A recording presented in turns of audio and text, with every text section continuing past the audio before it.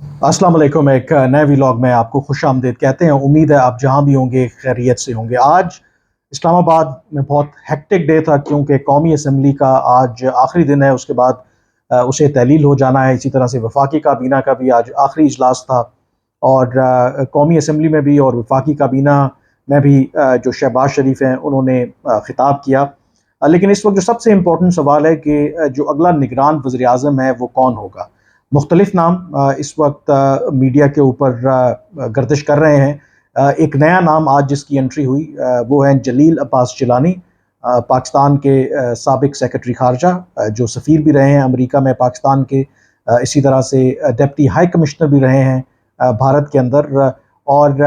उनका नाम जो है आज ऐड हुआ है। जो ऑलरेडी नाम चल रहे थे जिसमें हफीज़ शेख का नाम था, justice Khalilur Rahman Ramday supreme court के साबका जज,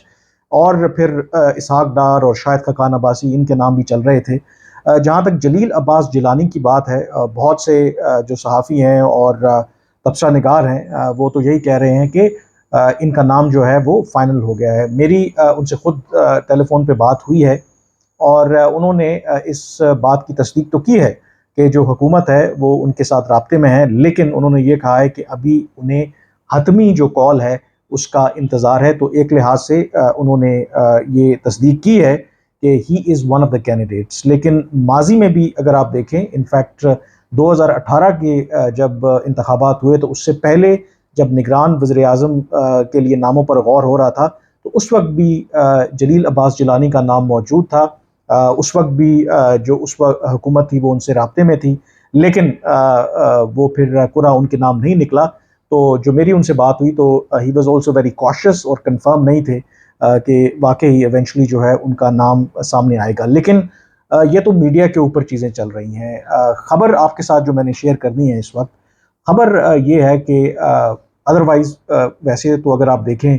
कि फ़ैसला तो जो सिक्योरिटी इस्टेब्लिशमेंट है और जो इस वक्त पीडीएम की हुकूमत है उन्होंने करना है। और जहाँ तक बात है leader of the opposition so called जो राजा रियाज़ हैं और जो शहबाज शरीफ हैं, जो आइनी तौर पर इनके दरमियान मशावरत होनी है। अगर 3 दिन के अंदर, यानी कि असम्बली डिज़ोल्व होती है उसके 3 दिन के बाद इनके दरमियान इत्तफ़ाक़ राय हो जाता है किसी भी एक नाम के ऊपर, तो वो फिर निगरान वज़ीर आज़म बनेगा। अगर इत्तफ़ाक़ नहीं होता तो फिर वो जो नाम है वो जाएंगे इलेक्शन कमीशन ऑफ पाकिस्तान के पास, और इलेक्शन कमीशन ऑफ पाकिस्तान जो है वो फिर किसी को भी जो अपना नॉमिनेट कर सकती है निगरान वज़ीर आज़म के लिए। अब होना तो ये चाहिए था कि जो कल भी हमने देखा कि शहबाज शरीफ को जीएचक्यू में फेयरवेल दी गई। आज भी वहाँ पर उनके लिए फेयरवेल डिनर था और बाकी जो काबीना के अरकान थे जीएचक्यू के अंदर। और उससे तासुर तो यही उभर रहा है कि जो इस्टेब्लिशमेंट है, जो मौजूदा आर्मी चीफ हैं और जो प्राइम मिनिस्टर हैं, दे आर वेरी कंफर्टेबल। लेकिन अगर ये बात है तो अगर आप देखें तो राजा रियाज से शहबाज शरीफ की मुलाकात निगरान वज़ीर आज़म के हवाले से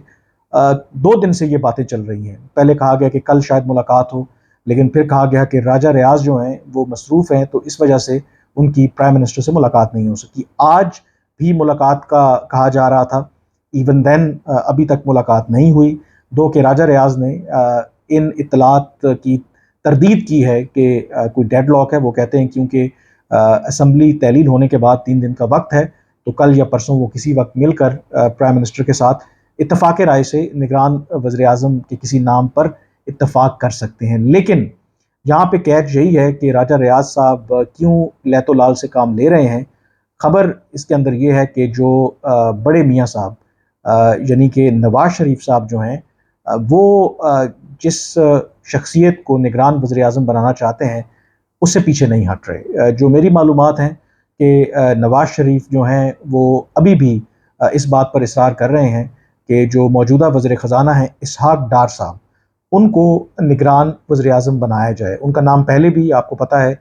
कि ख़बरों की ज़ीनत बना था और बहुत से लोगों के लिए सरप्राइज़ था जब पहली दफ़ा ये ख़बर लीक हुई कि इसहाक डार का जो नाम है वो कंसिडर किया जा रहा है for care taker prime minister. वो इसलिए सरप्राइज़ था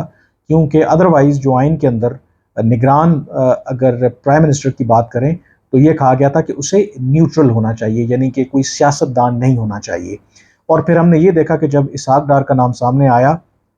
تو نہ صرف پیپلز پارٹی کی طرف سے بلکہ نون لیگ کے اندر سے بھی آوازیں اٹھیں جنہوں نے مخالفت کی اسحاق ڈار کو نگران وزیر اعظم بنانے کی۔ اس کی جو ایک بہت بڑی وجہ تھی، انہوں نے یہ کہا کہ اس سے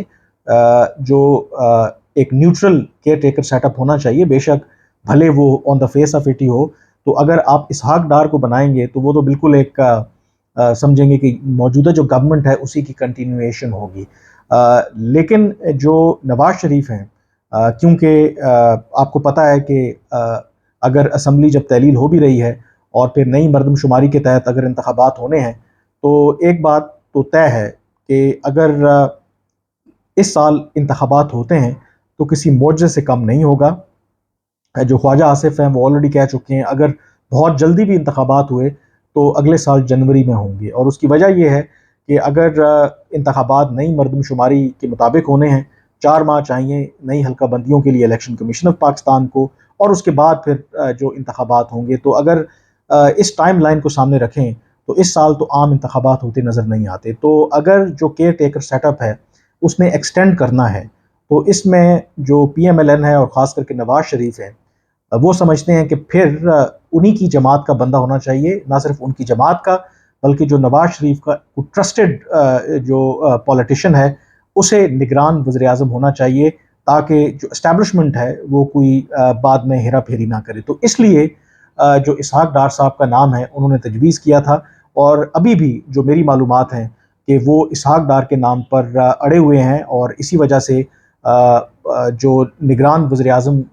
کے جو نام ہے اس کا اعلان نہیں ہوا، اور نہ ہی جو راجہ ریاض ہیں اور جو شہباز شریف ہیں ان کے درمیان ملاقات ہوئی ہے۔ تو جو ٹریک ریکارڈ ہے اگر آپ دیکھیں نواز شریف کا، 2-3 ایسے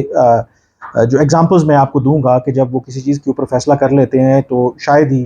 اس کے اوپر یو ٹرن لیتے ہیں۔ اگر آپ دیکھیں راحیل شریف کا معاملہ، اس میں جب general Raheel Sharif army chief تھے تو انہوں نے بہت زور لگایا ایکسٹینشن کے لیے، اور اس میں جو شہباز شریف ہو گئے، اس کے ساتھ جو اس وقت چودھری نثار تھے اور بہت سے دوسرے جو لوگ تھے ان کے قریبی، وہ اس حق میں تھے کہ نواز شریف کو، جنرل راحیل شریف کو ایکسٹینشن دے دینی چاہیے،